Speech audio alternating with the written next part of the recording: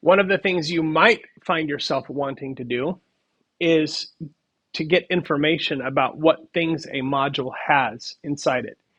This is true both if you are somebody who made a module, but also if you're using somebody else's module and they didn't write documentation for it. That module may be a bit of a black box to you if you can't unpack what's in there and see what's going on. So one thing you can do to get information about a module is to use the directory command. And if I have a module like random here, and this is a very large module, by the way, it contains lots of constants and lots of functions. But if I want to find out more about that, I can use the directory function, dir, and I just add the name of the module inside that. Now, this is a return something function, so I'm going to just print what it returns. And what I can see here is that it prints out a huge list of stuff. Now, some of these are useful to us. Many of them are not. If you see something in all caps inside a module or outside of a module, typically in Python, that is representative of a constant. A constant is like a variable, but something that can't be changed. And so when you're using a module like random, there will be lots and lots of constants there. Now, many of those constants aren't going to be used outside of the module. They are just for internal use. You'll also see a whole lot of variables that start and end with underscores. Sometimes it's one underscore, sometimes it's a double underscore. These are special automatically generated variables. Even modules that you create will have some of these because Python automatically generates those variables when you import a module. Those are not our primary concern.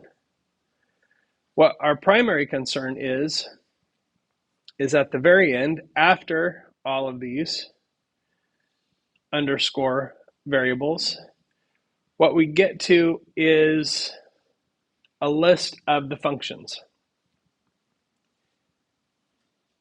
Okay, and so a lot of these functions, or some of them we've used, like randint, we've used that. We've used one called choice, which would be back here.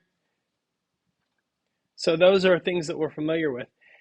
Now, this, I want you to notice, is a list type. So when directory returns a list of members of that module.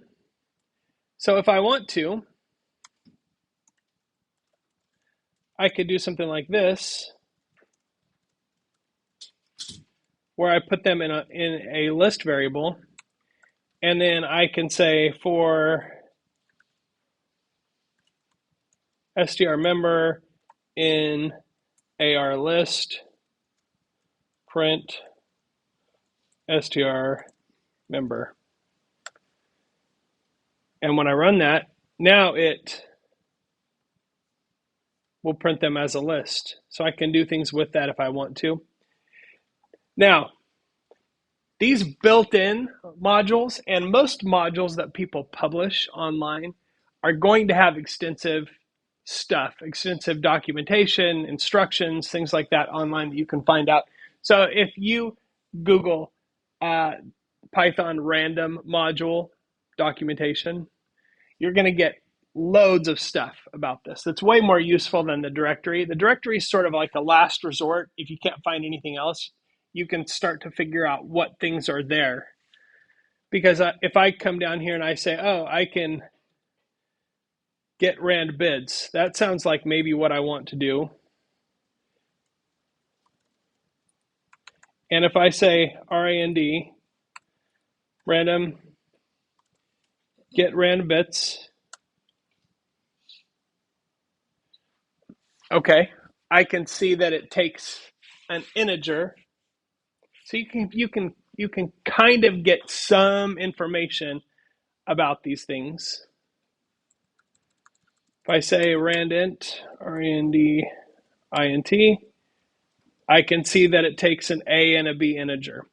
Now, unfortunately, these aren't super well written because instead of A and B as internal variables, it would have been much nicer if the parameters would have been named more appropriately, like int minimum, int max, which is what those two integers actually represent.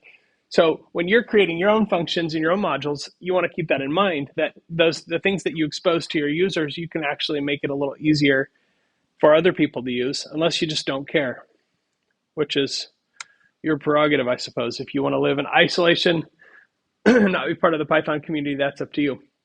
But as a last resort, the directory command is a way to find out a little bit more information about a module.